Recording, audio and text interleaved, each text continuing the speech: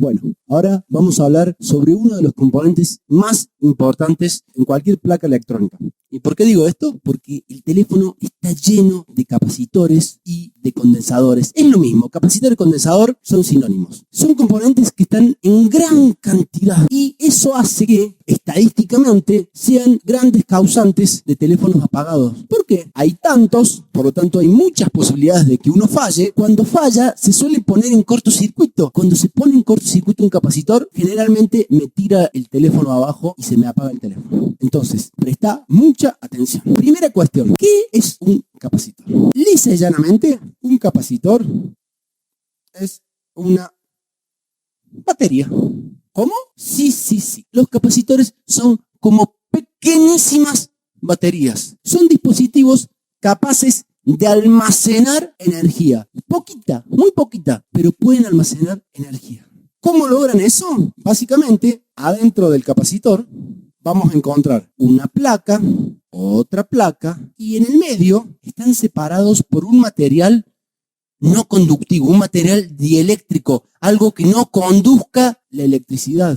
¿Qué quiere decir? Que un extremo del capacitor nunca se toca con el otro extremo, nunca, no comparten conexión. ¿Por qué? Porque en el medio están separados. Cuando la corriente circula por ellos, son capaces de cargarse. Bien, es muy importante que recuerdes que un capacitor en el medio tiene un aislante. Eso es lo que se representa en su símbolo. Un capacitor se dibuja así.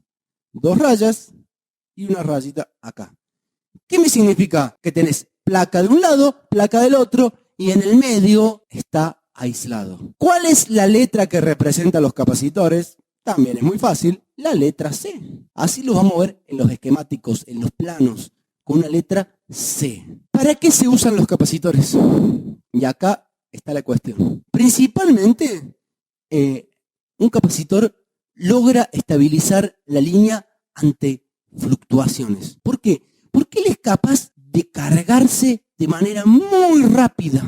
Entonces, supónganse ustedes que desde el cargador de mi celular entra la corriente, ¿sí? Entra por el pin de carga y tiene que cargar el teléfono. Pero ¿qué es lo que sucede? Esa corriente que entra no es perfecta. A veces tiene algunos pequeños picos de un voltaje mayor del que tiene que pasar. El capacitor es capaz de succionar esos picos de tensión. ¿Para qué? Para que el voltaje que pase sea mucho más estable.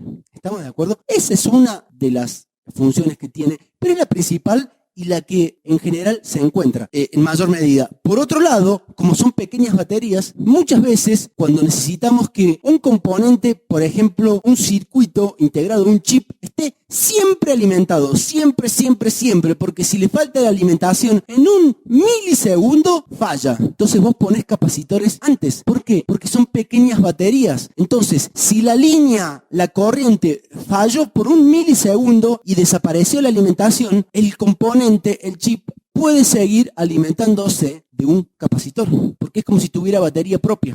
¿Está claro? Ahora hay algo que yo tengo que entender y ahora cuando trabajemos con el multímetro va a ser esencial. Casi todos los capacitores de la placa, y cuando digo casi todos me refiero al 95 o el 98%, están conectados en paralelo.